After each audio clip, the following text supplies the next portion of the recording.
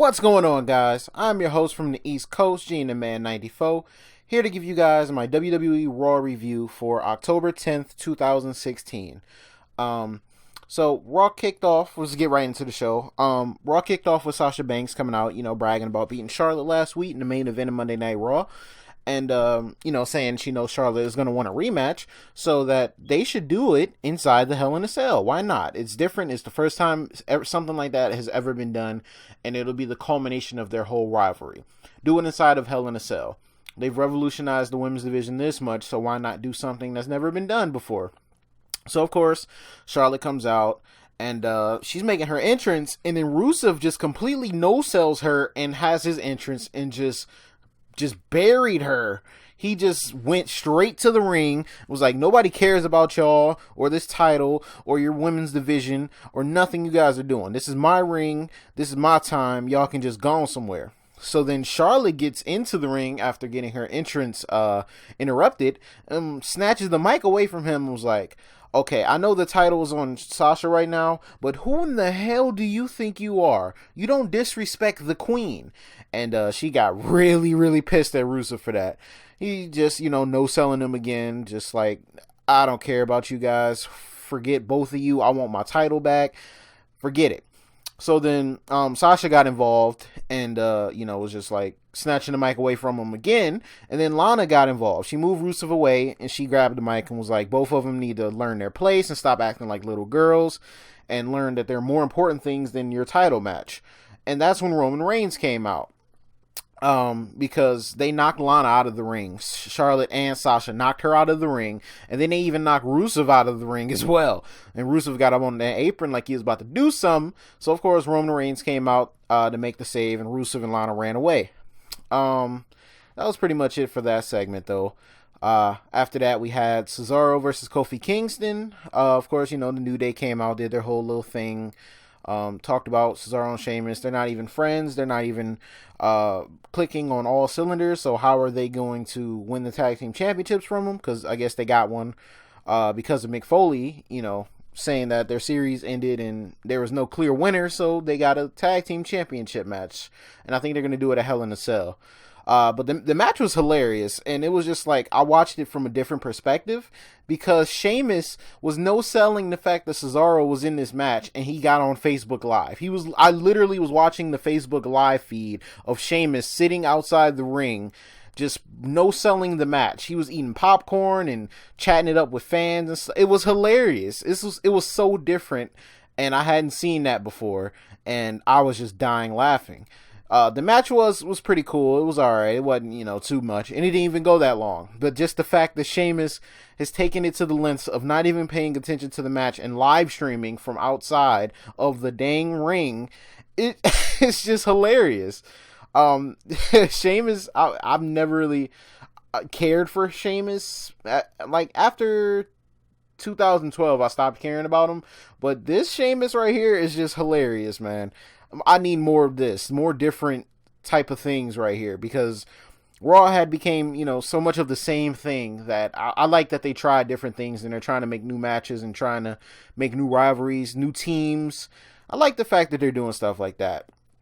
So then, Cesaro was still live streaming, and then he started messing with the New Day. And Cesaro got distracted by that because they knocked Sheamus down, and Kofi Kingston rolled him up and got the victory.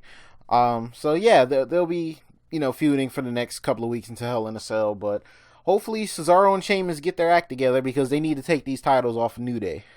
And I'm sorry, I love the New Day, but I'm tired of them being champion now. They need to do something new. They need to reinvent themselves a little bit more. Not saying they're terrible, but they've done everything they needed to do. So now they need to go on and advance and do more things. They can do even better things. I'm not saying they need to split up, but they need to drop the titles. They need a reason for the fans to care about them, because right now the fans kind of care, but they don't really care that much. Next we had Bayley versus a jobber. Nothing really about this match. Bayley won. It was her hometown crowd. They gave her an easy match. After the match, though, Dana Brooke attacked her, because if you remember last week, right before the main event, Dana started messing with Bayley backstage after Charlotte, was messing with her. And then she put her hands on Bayley, and Bayley put them paws right back on her and took her out to the point where she wasn't even out there for Charlotte. She wasn't even out there to assist Charlotte in her match. So Dana attacked her from behind and had her laid out on the top of the entrance ramp. Got some good heat on Dana though, because it was Bayley's hometown, so of course they care a whole lot more about her than normal crowds. So yeah, that was pretty good. We had a Cruiserweight Tag Team Championship match. Oh, not Tag Team Championship, just a tag team match. Drew Gulak and Tony Neise versus I don't know what this guy's name was. Luchador or something like that. Somebody in Sin Cara. They look the same. I'm like, Sin Cara just got out of the Lucha Dragons just to get back into another Lucha tag team. What was the point? And he's officially in the Cruiserweight division now too. I'm just like, they need to put Kalisto on Raw, because I haven't seen Kalisto on Smackdown yet. I don't know what's up with him. I don't know where he is, but Sin Cara is getting more TV time than Kalisto is. There's a problem there. So yeah, it was a cool match. It was very entertaining for the Cruiserweights, but they're not giving them enough time, and that's the problem. If you want your Cruiserweights to get over, you want fans to learn about these Cruiserweights, you got to give them some time to work. These guys are great. They're very talented. They're very quick, agile, and they're very strong. And for their size, their height size, they can do a lot in the ring, but you got to give them that time to tell that story in the ring. You can't just rush them and be like, okay, Cruiserweight match, and just end it like that. But I believe Sin Cara and his tag team partner got the win. It was okay. So we had Mick Foley come out and address the Hell in a Cell pay-per-view in a couple weeks, and just where things are going and the direction that they're trying to take. So he says the women don't get the Hell in a Cell match because they want it. They'll get it because they deserve it. And they deserve the chance to make history and do something, new, something that's never been done before. Reigns is in the U.S. Championship match inside of the Hell in a Cell, and Rollins gets his rematch versus Kevin Owens inside of Hell in a Cell as well. So we have 3 Hell in a Cell matches. One of them is with women inside, so that's different. We'll see it. Mick Foley confirmed it, so it's definitely happening now. And I can't wait for that match. It's the only thing they can do now with Sasha and Charlotte. They've done literally everything they could have done. So now you got to lock them inside this Hell in a Cell, let them kill each other. That's pretty much it. Somebody got to die. But after he talked about, Seth getting his rematch inside Hell in a Cell, Kevin Owens came out, and he had Chris Jericho with him. Said that's the stupidest decision he's ever made as GM. And he said he doesn't want a Hell in a Cell match because it's just going to, take away years from his wrestling career. And he doesn't want to retire from some type of match like that, kind of like how Mick Foley is, and become a lackluster, pitiful general manager. Of course, he was taking shots at Foley.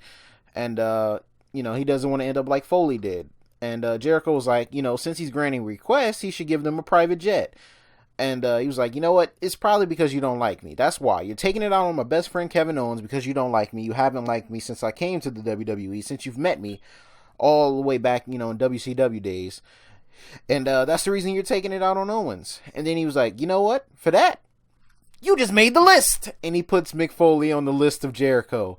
Ink it in, man. So Mick Foley's name gets inked in. And then, he's like, Stephanie, get this man, because he's just going crazy. Stephanie's like, get him. He's the general manager. I picked him for a reason. You guys should start showing him a lot more respect. Put some respect on his name. But then she turns around and gives Chris Jericho a match. Well, he already had the match with Rollins, but she gave him a stipulation for the match. If he beats Seth Rollins tonight, he gets to be inside the Hell in a Cell with Kevin Owens and Seth Rollins at the Hell in a Cell pay-per-view. So if he wins this match, it's pretty much like a number 1 contendership match. If he wins this match, he gets a title shot, and it's going to be inside the Hell in a Cell. He gets a chance at the Universal Championship. And Kevin Owens was just livid at this point. Jericho was about to put Stephanie on the list at one point, then he was just like, hey, I'm not going to put you on the list anymore. You're giving me this opportunity to succeed and become champion again, or at least get an opportunity at it. So, yeah, you're not going on the list. We're cool. Yeah. But yeah, Owens was pissed. He was not happy about it at all. So Seth Rollins was backstage, and he pretty much responded to it. He was like, that's how things go around here pretty much. Stephanie loves to play the game. She's like 8 steps ahead of him. If she plans on making Hell in a Cell an episode of Table for Three, he's gonna make her plans, dare I say, obsolete. And I'm just like, oh my god, the way he said obsolete just reminds you of Broken Matt Hardy. I'm just like, oh my goodness, he really went there, and the crowd bit on it, and they just started chanting delete, so they already knew what he was trying to do there. He was just pretty much saying he's going to beat Jericho. It's not going to become a triple threat match, and will Kevin Owens be at his side? Because, you know, you would think he would not want him to win because, you know, he'll have a chance at his championship. Kevin Owens don't want that. He's been ducking and dodging the question of, you know, what if, you know, ever since Jericho mentioned it like last week. So, of course, he doesn't want Jericho to have a chance at his title because he know he can take it. But either way, he'll tear down the machine. So then we have Curtis Axel and Bo Dallas versus Enzo and Cass, but Anderson and Gallows attacked Enzo and Cass during their in-ring promo and took them out so they couldn't have the match. Curtis Axel and Bo Dallas came back, and Bo Dallas has become more... He's not smiling anymore. This ain't a game no more. Bo Dallas is not smiling. He's not happy. And, you know, Curtis Axel, I guess on the pre-show, went up to him and was like, hey, we're still the outcast, so... You know, I'm going to stand behind you. I believe in Bo. And, you know, he wanted to team up with him. So they still wanted a match. So they got Sami Zayn and Neville, who killed them. And then, you know, Bo Dallas could have saved the match, but he just saw how pitiful Curtis Axel was, and he just took his sign and walked away from him. And, yeah. So Bo Dallas is becoming more darker and darker. Maybe in the future you could, you know, put him in the Wyatt family, maybe? No? Okay. A man can dream, but it would be nice because I can see that dark persona starting to grow on him. He's very serious. He's not smiling anymore, and he's become, you know, he was already weird, but now he's dark and weird. And his promos and his like poetry thing he's doing is Bray Wyatt-esque at its greatest. So we'll see where they go with Bo, but I definitely like what he's rebranded himself to become. Lana approached Charlotte backstage, telling her to stay out of Rusev's way. Charlotte says, stay out of my way, blah, blah, blah. Titus O'Neil was mad because they did a segment early on Raw where Chris Jericho was on the phone and he was talking about getting his payday, and R-Truth walked past him. And then once Jericho was done on the phone, he literally gave him a payday candy bar. And then it was just like a brand advertisement little segment they did. So Titus O'Neil was apparently mad that R-Truth got that spot instead of him because, you know, the Titus O'Neil brand and this and that. And then he faced off against R-Truth and he lost. He lost. He lost to R-Truth. Golden Truth, Mr. I get an entrance over Anderson and Gallows. I created another theme song that I'm singing. R-Truth. Titus O'Neil should have never came back from that suspension. When he got suspended, he should have just left. He should have just never came back. It was over after that. Because now they're just going to make him look like a fool. They're having him lose to nobodies now. Like, what are we doing here? And where's Darren Young at? I thought we were supposed to make him great again. He's not great. He's irrelevant again. So, you failed with that, WWE. We had Kendrick, the Brian Kendrick and a TJ Perkins segment. TJ, you know, approached him backstage and was like, hey, man, I know how you are. I know the real you. You've helped me down, you know, when I needed help the most. You helped train me, and, you know, we've been around the block together. So, you know, let's put all of this aside. Let's go out there and have, you know, a good match and at Hell in a Cell. You know, I know we don't need to do this cheap shot thing. I know you're better than that. I know you still have the chance to be the Brian Kendrick. You beat me clean. You don't need to do these dirty tricks to get over and to get wins. So, you know, he went to shake his hand. They shook hands. And as CJP's walking away, it seemed I called him Daniel Bryan. Brian Kendrick went for a cheap shot and TJP caught him. I was like, well, maybe not. Maybe I was wrong.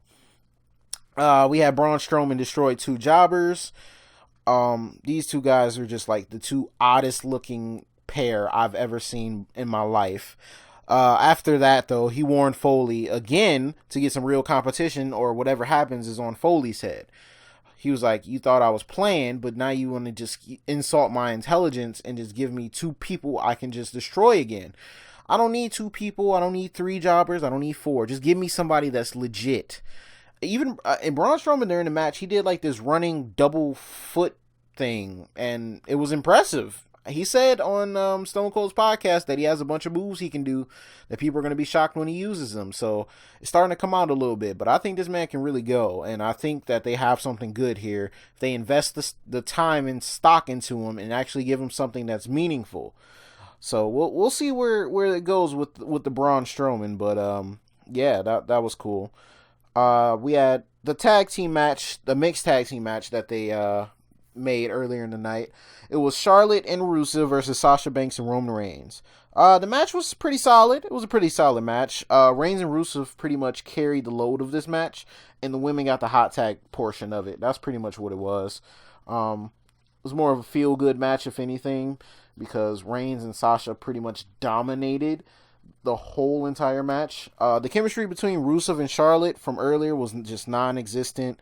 Sasha at the end of the match got Charlotte in the bank statement, and Roman Reigns hopped over her to spear Rusev, and Charlotte tapped out, and they were able to pick up the victory off of that. Yeah, just pretty much just getting the crowd to get cheers, and just pretty much a feel-good moment, like I said. We had Jericho and Owens backstage with Tom Phillips. This is advancing more of the future Jericho versus Owens match. Jericho said when he beats Rollins, it doesn't matter who's going to win inside the Hell in a Cell, because either him or Kevin Owens, if one of them is champion, they're both champion. And Owens is just like looking so aggravated, like, no, I'm the champion. Can you please stop? He looks like he's regretting becoming best friends with Chris Jericho. And then Owens said, yeah, it doesn't really matter. And Tom Phillips was like, okay, so why did you leave Jericho last week to get pedigreed by Seth Rollins? He was like, oh, well, it like he said, if either one of us is champion, then we're both champion, and sometimes one of us has to take the fall. It just so happened to be him. And then Jericho was like, you know what? I knew you were going to go there, so you know what? You just made the list! And he put him on the list of Jericho. He spelled his name all types of wrong. He said he put his name as like Felipe something, and they keep saying his name wrong and spelling it differently, and it's just hilarious. They're not calling him by his actual name. They're no-selling his name. Now to something everybody is just going crazy about, but I honestly don't care. So Goldberg was on ESPN with the coach, talking about a return to the WWE and who he would like to face that he wasn't able to face before, or some of the newer talent that he sees. He said he doesn't really care, he can kill anybody, but he doesn't owe Brock Lesnar a rematch.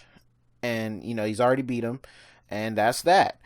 And then Paul Heyman came out and pretty much challenged Goldberg and was like, he has that notch over Brock Lesnar. He beat him. He beat Brock Lesnar. He was just about as dominant as he was, but his career was cut shorter due to whatever. Paul Heyman's just doing what he does best. It's like you can just stay in retirement, not fight, but you could come back into the ring and get dominated by Brock Lesnar. He's pretty much trying to use reverse psychology to get Goldberg to come. This match is going to happen. Goldberg sent out a tweet afterwards, said he'll be at Raw next week to address Paul Heyman's comments and to answer the challenge that has been bestowed upon him. So pretty much, like I said, Paul Heyman challenged Goldberg from Brock Lesnar to a match. It's going to happen. If they're doing this much and they're going to fly Goldberg out to Raw next week, it's definitely going to happen. I don't care about this match. I didn't care about it at the first time they did it. It was a horrible match. I don't care about it the second time around. People are just going to be like, oh, this is going to be a great match because it was such a great match the first time, huh? And now you put 2 guys who already didn't care about the WWE in the first place come back to the WWE to face off again in a match that they don't care who really wins the match because they're getting paid either way. That's all they really care about. and they're trying to plug the WWE 2K17 video game, which comes out tomorrow, actually, and I will be getting it and doing an unboxing on this channel, so stay tuned for that. I'm sure there's some up on YouTube already, but people got the game early because they're lucky. I don't know how they did it, but they did it. But I'll definitely be unboxing and making some gameplay videos for you guys here in the short amount of days that I have. After this little segment, we had TJ Perkins versus Aryani Daivari, a new cruiserweight that's introduced. They had the Brian Kendrick on commentary. He was playing the victim, saying, he's just trying to get up, and then TJ sucker punched him. The new cruiserweight they had was impressive. Like I said, they don't give these guys time to work, so it's like kind of hard to see who these guys are and let them tell their story in the ring if they don't get the time for it. But that's another rant for a different day. TJP won the match with the leg bar. After the match, Brian Kendrick was on top of the commentary table clapping for him. They'll have their match at Hell in a Cell as well. Right before his match with Seth Rollins, Stephanie was backstage with Chris Jericho and said she's rooting for him to win. And, they were just acting like, oh yeah, we've never had any problems with each other. Jericho said he got hot-headed, almost put her on the list, but he didn't do it. He crossed her name out. He wasn't going to do that. He just got too hot-headed and lost his temper. But it had nothing to do. It wasn't a personal attack on her. And she was like, the list aside, if Kevin Owens is really your best friend, he would want the best for you. He would want you to win this match and, have a chance at the title. And, hey, you guys could team up on Seth Rollins if you happen to win. So she was just planning that inside Jericho's head. And then Kevin Owens walked up and was like, hey, what was that about? He was just like, friendship. And walked away. Like I said, they're planting the seeds for this match that's going to happen in the near future. And the ending of Raw definitely confirmed it for me. So then we had the match, Chris Jericho versus Seth Rollins. Big match for both of them. Chris Jericho could earn a title match at Hell in a Cell, and Rollins could be placed in a bigger obstacle than he is already in. Because, everybody's against Rollins at this point. So, during the match, it started a little bit. Owens came out, to help out Chris Jericho, give him that support that he needed in his big match. Because it didn't seem like, he was really that supportive of him, but he actually came out and helped him out. Jericho was working over Seth's ribs that he had injured a few weeks ago at the last pay-per-view they had. Clash of Champions, there it is. Hanging him off the ropes, using abdominal stretches, putting him in the walls of Jericho, trying to take the advantage, so Seth had to fight and claw his way back through all the pain that he was put through. Because, his ribs were, injured when I think Owens dropped him off the top rope or something like that. So he was actually unable to compete for a few weeks. So, of course, Jericho was going to go after that. He was working him over, getting the heat off the crowd. Owens played a significant part in his match as well. Because, he kept trying to distract Rollins, and Rollins just kept attacking him. At one point, he kicked him and knocked him down, and he had a chance to either hit Jericho or Owens with the suicide dive. He actually chose Owens. He was just going after him for the whole match because he already knew he was out there to help Jericho. But at the end, though, Jericho was trying to put Seth Rollins into the walls of Jericho again because he hit him with the lion salt, and he got caught with the roll-up pin. And after that, Owens got in and attacked Seth. It's still a one-on-one match, but he got in the ring, attacked Seth Rollins, and was beating him up. Went for the pop-up powerbomb, almost got caught with a pedigree, and then Jericho made the save because that's his best friend. Owens got out of the ring, and then he tried to attack Rollins, not Owens, but Jericho. Jericho tried to attack Rollins and got caught inside the pedigree again, and Owens from the ramp just watched it happen once again. And that's when I knew that they're going to have the match for sure, because this is 2 weeks in a row that he's let Jericho get pedigreed by Seth Rollins without even making an attempt to go in there and help him after he just saved him from getting pedigreed himself. So I think Jericho's going to realize that Owens is out for himself. He's not really his best friend like he originally thought he was.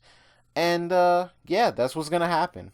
It's going to suck for Jericho. I mean, it's going to suck for Owens because once Jericho puts his mind to something, he's going to be very, very persistent. He's going to try to take the title from him, and they'll have their match, and it'll be a nice match.